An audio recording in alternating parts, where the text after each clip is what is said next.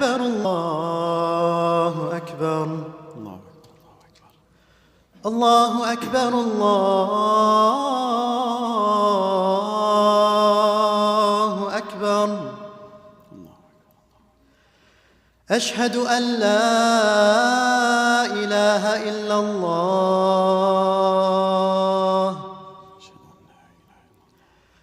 أشهد أن لا إله إلا الله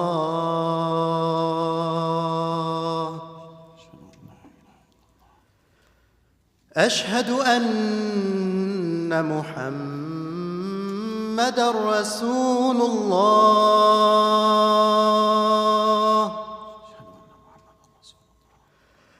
أشهد أن محمدًا رسول الله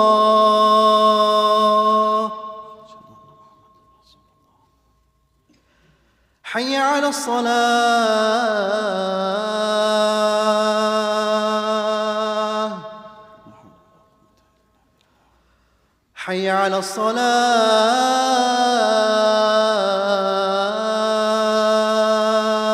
الصلاة حي على الفلاح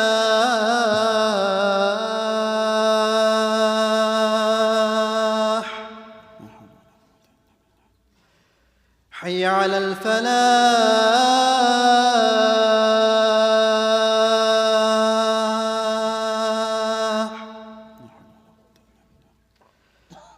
الله أكبر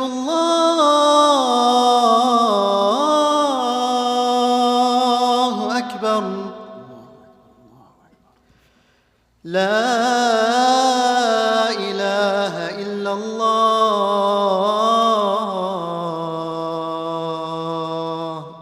لا إله إلا الله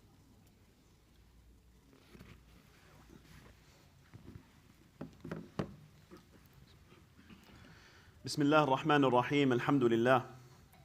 الحمد لله علي الذات عظيم الصفات سمي السمات كبير الشأن جليل القدر رفيع الذكر مطاع الأمر جلي البرهان فخيم الاسم غزير العلم وسيع الحلم كثير الغفران جميل الثناء جزيل العطاء مجيب الدعاء عميم الإحسان سريع الحساب شديد العقاب أليم العذاب عزيز السلطان ونشهد أن لا إله إلا الله وحده لا شريك له في الخلق والأمر ونشهد أن محمدًا عبده ورسوله المبعوث إلى الأسود والأحمر المنعوت بشرح الصدر ورفع الذكر وصلى الله عليه وعلى آله وأصحابه الذين هم خلاصة العرب العرباء وخير الخلائق بعد الأنبياء أما بعد فيا أيها الناس وحدوا الله فإن التوحيد رأس الطاعات واتقوا الله فإن التقوى ملاك الحسنات وعليكم بالسنة فإن السنة تهدي إلى الإطاعة ومن أطاع الله ورسوله فقد رشد واهتدى وإياكم والبدعة فإن البدعة تهدي إلى المعصية ومن يعص الله ورسوله فقد أضل وغوى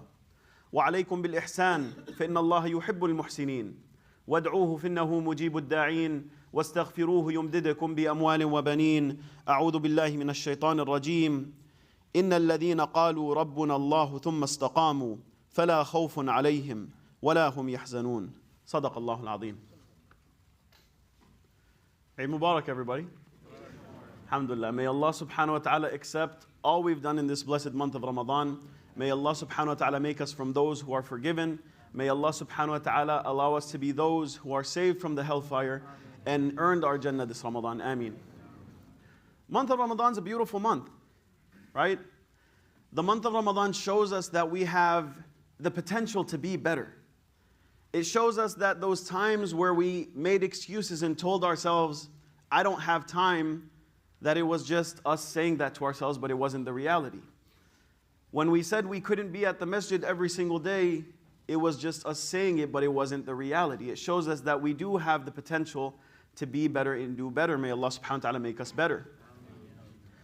You know, we will never maybe get to experience in this dunya what it's like to be a sahabi, what it's like to be in the company of Rasulullah sallallahu alaihi wasallam. Rasulullah sallallahu alaihi wasallam had such a tremendous impact on the Sahaba radiallahu anhum. The Sahaba, they would say, Ya Rasulullah, when I'm around you, I'm different, Ya Rasulullah. You just changed me by your presence, Ya Rasulullah. That's what the month of Ramadan does for us. You know, there's a Sahabi by the name of Hamdala radiallahu an. One day he comes up to Abu Bakr radiallahu an. He says, "Oh Abu Bakr, nafaqa Hamdala, nafaqa Hamdala." Oh Abu Bakr, Hamdala is a hypocrite, Hamdala is a hypocrite. Imagine someone coming up to you, Taha, Ameen's a hypocrite, Ameen's a hypocrite. Like, you're a what, Habibi? What's wrong with you? Why are you saying that? It's a strange thing to say. And Hamdala radiallahu anh, he says, "Oh Abu Bakr, the reason I say that is because when I'm in the presence of Rasulullah sallallahu alaihi wasallam and in the gathering of him sallallahu alaihi wasallam, it's as if I'm living in the akhirah. When I look to my right, it's as if I can see Jannah. Look to my life, it's as if I can see Jahannam. It's as if I'm living it." And then he says, "But then I go home. And when I go home, I'm spending time with my wife, I'm spending time with my kids. All of a sudden, those tears turn into laughter. And I start having a good time and I forget about the akhirah. So for that reason, I say, Hamdala is a hypocrite, Hamdala is a hypocrite."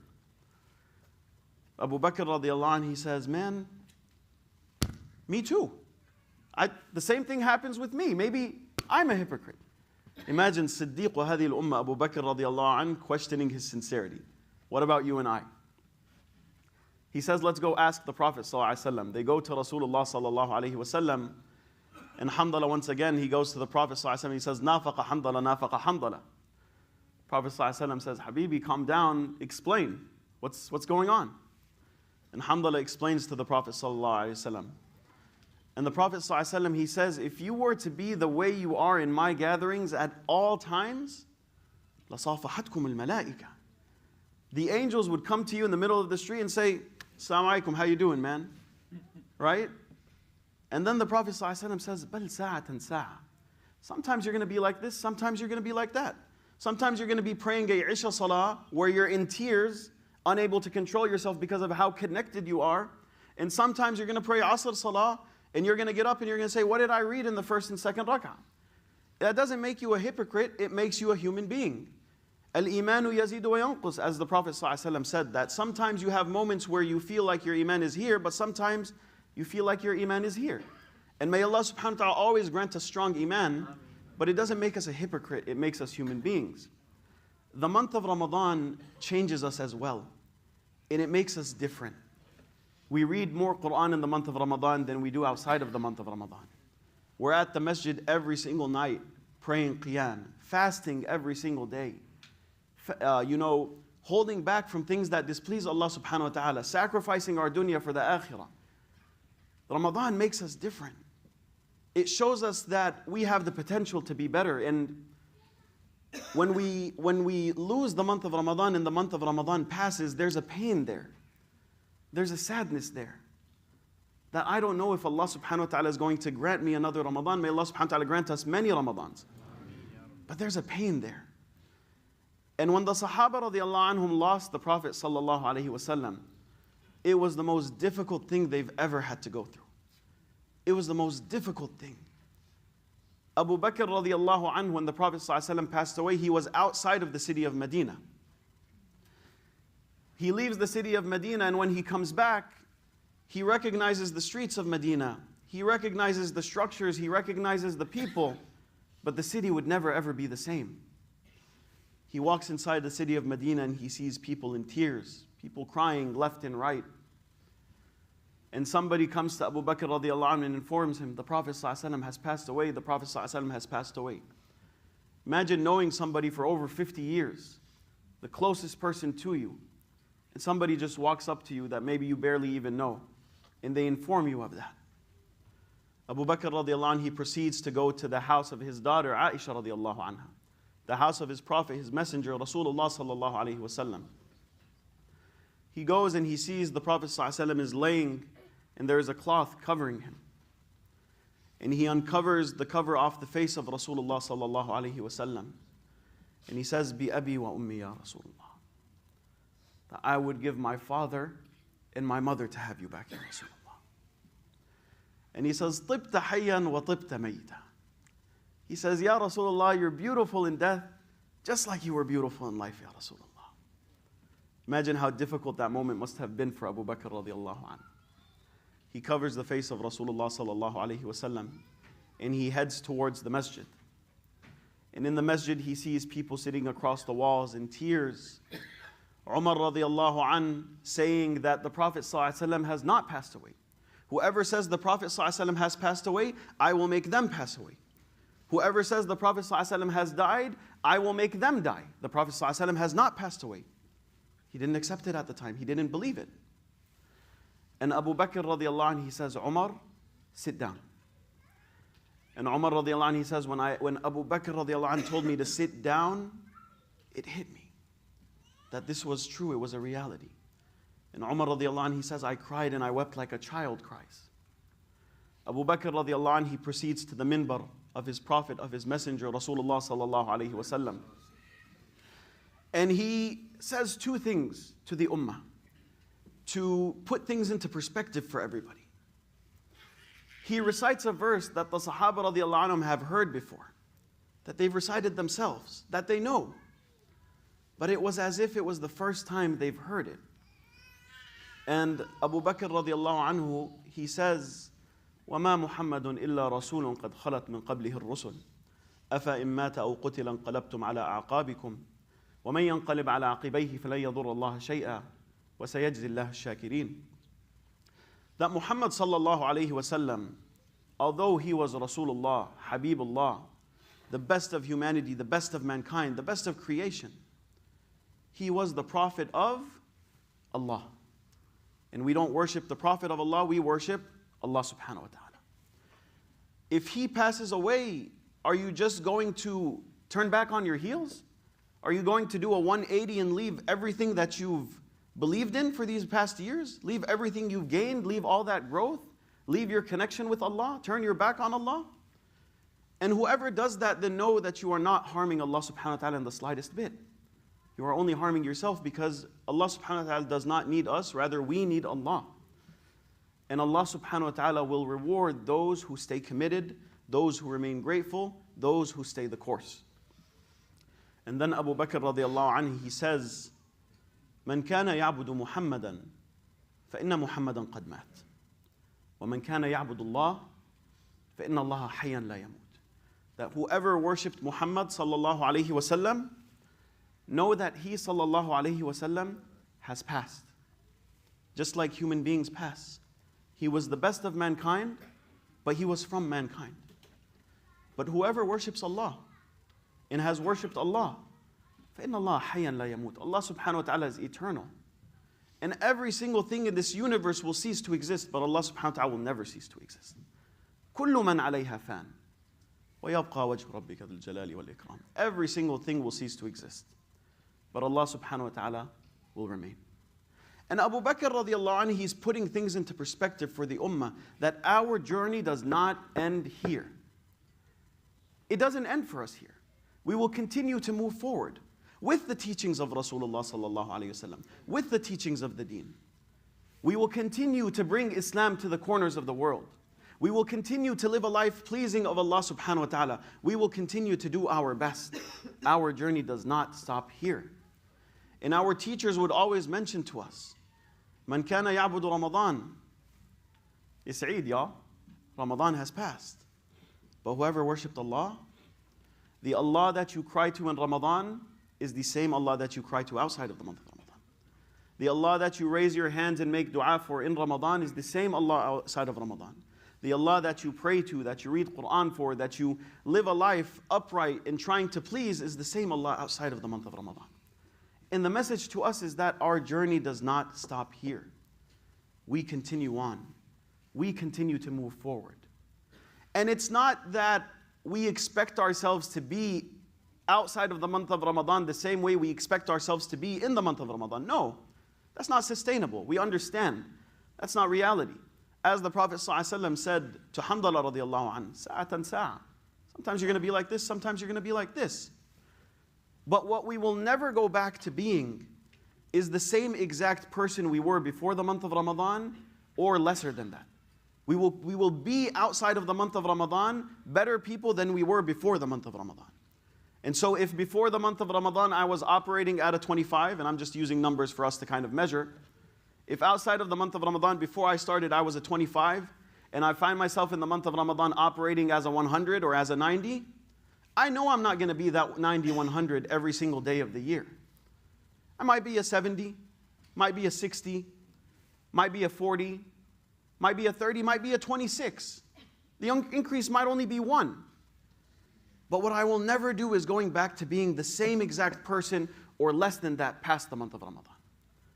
Whatever Quran I was reading in the month of Ramadan, 3 juz, 2 juz, 1 juz, 15 pages, 10 pages, 5 pages, I know I might not be able to maintain it outside of the month of Ramadan. But what I will never go back to being is that person who outside takes the Quran after the month of Ramadan has concluded, puts it on the shelf, and then the next time I pick it up, I almost have to scrape the dust off in order for me to read it. That person I will never go back to being. I will not allow myself to be that person again. I'm not going to fast every single day. That's not reality. But the next fast will not be the fast of the month of Ramadan. I will at least fast the day of Arafah. I will at least fast Ashura. I will at least fast a day a month. I will do something more than I was doing before. I will not come to Fajr every single day in the masjid like I was in the month of Ramadan. For those of us who do, may Allah subhanahu wa ta'ala increase us and allow us to stay consistent. But for those of us who struggle, I'm not going to be here every single night. I'm not going to be here every single day. But what I won't go back to is being that person who sleeps through Fajr and prays Qada every single day. And if that turns out to be the reality, may Allah subhanahu wa ta'ala forgive us, as I will not intentionally be that person. Let me say that. Because sometimes we try our best and we fall short, and that's okay. So long as there is an attempt, an effort, sincerity to try to do better, Allah subhanahu wa ta'ala cares about our intentions and our efforts. Allah subhanahu wa ta'ala doesn't hold us accountable by our results. So if a person made a sincere intention to do something for the sake of Allah, but they were not able to accomplish it, إِنَّمَا الْأَعْمَالُ بِالنِّيَّاتِ. Right? Actions are by the intention that they were, by the intentions that were behind those actions. So I will not intentionally go back to missing Fajr. I will try my best to make myself somebody who prays it every single day. Take something from the month of Ramadan with you outside of the month of Ramadan. And it doesn't have to be something huge, as long as we're consistent with it. Rasulullah sallallahu alayhi wa sallam, he said, أَفْضَلُ الْأَعْمَالِ أَدْوَمُهَا وَإِنْ قَلَّ. The best of actions are those which are consistent. And then Rasulullah sallallahu alayhi wa sallam said, even if you view them to be small. Right? It's not about finishing 5 khatams in the month of Ramadan and then putting the Quran on the side and not picking it up outside of the month of Ramadan. But if you do a page or 2 every single day consistently, that's better. Because that will yield results. Consistency is what makes a person grow. Consistency is what brings a person closer to Allah subhanahu wa ta'ala. Imagine somebody sets out to lose weight or build muscle or do something. And for 1 month straight, they cut off from eating anything unhealthy. They go on this strict diet. They go to the gym every single day for 2 hours. And they're working and they're putting in effort and they're working hard. And mashallah, after that month, they lose the weight they wanted to lose.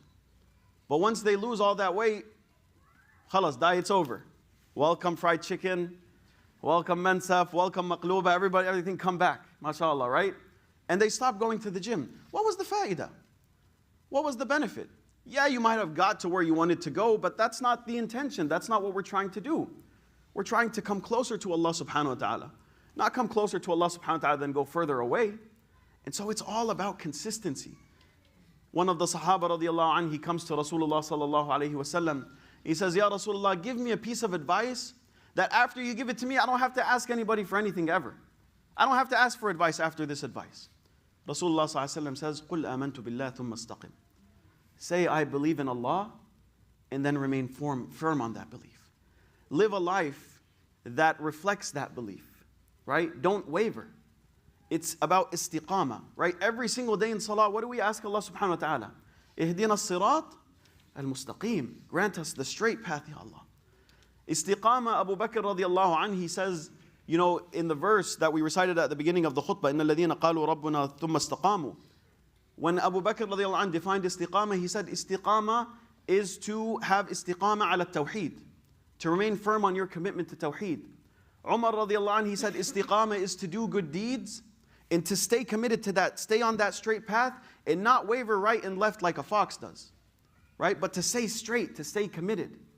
It's about staying committed and consistent with the deeds that we do, showing up every single day and trying our best. And it doesn't matter if it's a small amount, as long as it's consistent. Because when you do things consistently, what happens over time? It only begins to increase, like our brother beautifully said. It only begins to increase. You tell yourself, I'm going to go to the gym every single day for 10 minutes. You show up for 10 minutes every single day. Once a week or two passes, you're going to be like, man, I'm here anyways. Might as well go hit the weights a little. Spend 10 minutes there. And then all of a sudden, by staying consistent with something very small, you find yourself falling in love with coming to the gym. That I can't even envision myself missing a day of working out because my heart has become so connected to it. You read the Quran 1 page a day, those 1 pages become 2, those 2 pages become 5, and then all of a sudden you find yourself a person that they can't envision a day without the Quran.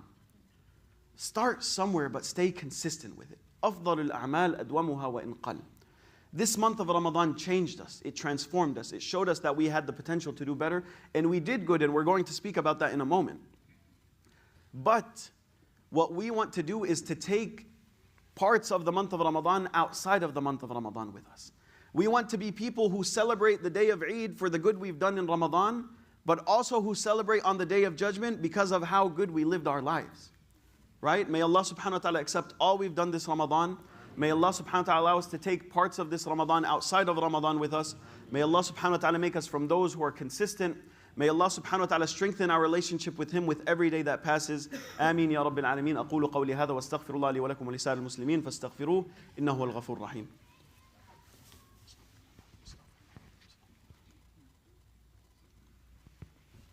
بسم الله الرحمن الرحيم. الحمد لله وكفى وسلام على عباده الذين اصطفى خصوصا على سيد الرسل وعلى خاتم الأنبياء وعلى آله الأزكياء وأصحابه الأتقياء أما بعد. The days of Eid are days of celebration, y'all. Right? It should bring a smile on everybody's face. When you do something good and you accomplish something, it makes you happy. You should feel happy about that thing. Right? Imagine you're taking this very, very important exam. You spend weeks, months studying for that exam, giving up your sleep, giving up hanging out with your friends, putting your PS5 to the side, and you study hard. And then the exam comes and you're stressing and you're nervous. Then you start to answer the questions. Once you put that pen down and you know you just killed the exam, that you just aced this test, automatically a smile cracks. Alhamdulillah, this wasn't for nothing. I did good, inshallah, right? But the true celebration is when you get that report card. I remember when we were kids, when the report card would come, if the report card was bad, it wouldn't find itself home somehow, right? Every time it was something. Sometimes it would find itself in the trash. Sometimes you're riding the bus. Oh, subhanallah, let me look. You're putting it next to the window. Let me look at this report card. Oh, it slipped. Subhanallah. Right? Where's the report card? Oh, I don't know. What report card? But when it was good, when you did good, look. You see that plus next to that A right there, mama? Right? Baba, do you see any B's here? No. Exactly. It's all A's, right? You start bragging. You start celebrating. The month of Ramadan in reality is us concluding a very important exam and doing good on it. We set the pen down. And that makes us happy. We celebrate because we know we did good. May Allah subhanahu wa ta'ala accept all we've done. But may our true celebration be on the day of judgment. Right? Where we get our book of deeds in our right hand and we say, Ha umiqra'u kitabiyah. Look at this book of deeds. Look at that tahajjud right there. Look right here in the chapter of patience. I was about to smack my brother in the mouth, but I held back for the sake of Allah. Right? Look at the good I've done. Look. Read my book. And Allah subhanahu wa ta'ala, He speaks in the Quran a lot about the day of judgment and about Jannah and about the enjoyment of the people on that day. But I just wanted to share one verse. Inshallah, it inspires us to continue moving forward and to yearn for that. وَسِيقَ الَّذِينَ اتَّقَوْا رَبَّهُمْ إِلَى الْجَنَّةِ زُمَرًا حَتَّى إِذَا جَاءُوهَا وَفُتِحَتْ أَبْوَابُهَا قَالَ لَهُمْ خَزَنَتُهَا سَلَامٌ عَلَيْكُمْ طِبْتُمْ فَادْخُلُوهَا خَالِدِينَ. that on the day of judgment, those people who live the life conscious of Allah subhanahu wa ta'ala, right? Living, trying their best to please Allah subhanahu wa ta'ala, consistent on trying to please and obey Allah subhanahu wa ta'ala, they will be escorted in groups to Jannah by the angels. And once they get there, the doors are already open, right? Whenever someone comes to your house and they're a VIP, right? Someone that you hold at a very high regard, someone who you hold a lot of reverence and respect for is coming to your house, you don't let them knock the door like you would let everybody else knock the door. You don't let them just come to your door. The door's already open. You're looking through the window waiting to see when they arrive so you could come outside, waiting to receive them, waiting to accept them. And when the people of Jannah get to when the believers get to the doors of Jannah, the gates of Jannah are already open. And the angels are there waiting to greet everybody. And when they get there, Salamun alaykum, right? You know when you go to the airport and you land and you exit the gate and you see people holding signs and you're looking, where's my name, right? And you think to yourself, man, why can't anyone ever be excited to see me for once, right? Waiting, hoping that maybe your name's there. On that day, there will be people there will be angels waiting for you there. And when you get there, Salamun alaykum, Salamu alaykum. Welcome, welcome. Ahlan wa sahlan, tafaddalu. Come on in, come on in. Tibitum. You did good. You did good. I remember when we were kids, when we would have soccer games, at the end of the game, the parents would stand to the left and the right, and the kids would run inside high-fiving all the parents. And the parents would be like, good job, good job. We would have lost 7-0, but good job, good job. And we would get excited for that, right? We would wait for that moment. Even if we lost, we didn't care. But having people there saying, you did good, you tried hard, you worked hard. The angels will say, Tibitum, you did good. That day on the 25th night, you were thinking of going home, but you came to the Qiyam program even though your back hurt. And we saw you standing in prayer holding your back. Tibitum, you did good. That day when you woke up after your alarm for Fajr, and you dragged yourself out of bed like a zombie for the sake of Allah subhanahu wa ta'ala, you did good. We saw the sacrifices you made for Allah. Tibitum, you did great, good job, come on in. فَادْخُلُوهَا خَالِدِينَ. This Jannah is yours. And it's not yours for the night, it's not yours for the weekend, it's not yours for the week, it's not yours for the month, it's not yours for the year, it's not yours until the lease expires. This is yours forever. This is yours forever. You worked hard in the dunya, and Allah subhanahu wa ta'ala rewards you in the akhirah. So, as we celebrate these days of Eid, and we are happy with what we've gained this Ramadan, and we should be, right? وَلِتُكْمِلُوا الْعِدَّةَ وَلِتُكَبِّرُوا اللَّهَ عَلَى مَا هَدَاكُمْ وَلَعَلَّكُمْ تَشْكُرُونَ. These are days of happiness, days of praising Allah, days of, expressing our gratitude to Allah. We yearn and we look forward to the celebration in the akhirah. May Allah subhanahu wa ta'ala allow us to be from those who celebrate on the day of judgment. May Allah subhanahu wa ta'ala accept all we've done this Ramadan. May Allah subhanahu wa ta'ala allow us to continue beyond Ramadan. May Allah subhanahu wa ta'ala allow us to witness many Ramadans to come. آمين يا رب العالمين. يقول الله في كتابه الكريم بعد أعوذ بالله من الشيطان الرجيم إن الله وملائكته يصلون على النبي يا أيها الذين آمنوا صلوا عليه وسلموا تسليما اللهم صل على محمد وعلى آل محمد كما صليت على إبراهيم وعلى آل إبراهيم وبارك على محمد وعلى آل محمد كما باركت على إبراهيم وعلى آل إبراهيم اللهم اهدنا فيمن هديت وعافنا فيمن عافيت وتولنا فيمن توليت وبارك لنا فيما أعطيت وقنا واصرف عنا شر ما قضيت إنك تقضي بالحق ولا يقضى عليك ولا يعز من عاديت ولا يذل من واليت تباركت ربنا وتعاليت لك الحمد على ما قضيت ولك الشكر على ما أنعمت به وأوليت نستغفرك ونتوب إليك سبحانك رب العزة عما يصفون وسلام على المرسلين والحمد لله رب العالمين أقم الصلاة